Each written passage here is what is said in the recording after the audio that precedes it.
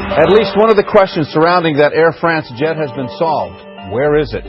Brazilian military planes with high-tech sensors searching the Atlantic Ocean found a 3-mile fuel slick and scattered debris from the plane, including one of the seats.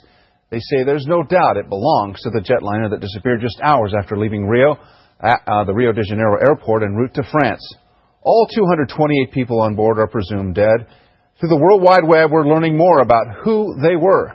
Gigi Graciette is here now with stories of love and loss that are filtering out. Gigi? Well, Carlos, the passengers and crew aboard Air France Flight 447 were from 32 different countries. They were doctors, lawyers, secretaries, and students, a prince, a mayor, and an oil rig worker. These are some of their stories. They are the faces of Air France 447. On board that fateful flight, in every seat there was a story. For Bianca and Carlos Macario de Melo, it was a love story.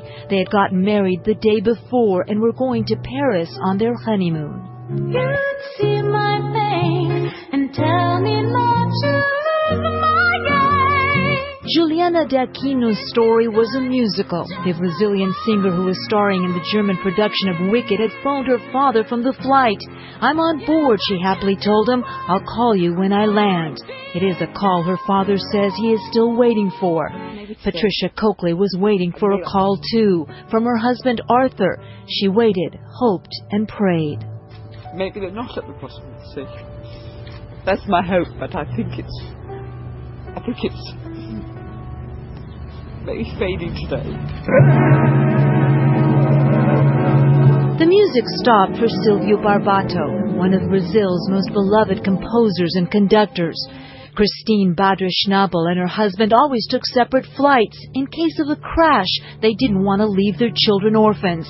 She was on 447 with her small son, while her husband and daughter landed safely in Paris on another flight. Air France flight attendant Lucas Gagliano had been in Brazil to bury his father. Now his family is planning his memorial. The young Irish doctor's on vacation, the 26-year-old Brazilian prince. Just some of the 228 lives believed to be lost at sea. The shock is just unbearable, to be honest. I think the more you think about it and the more you talk about it, it's kind of hitting home.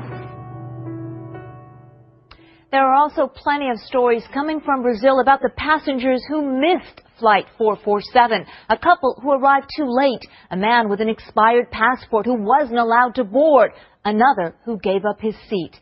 Tonight they are being called the lucky ones. Christine?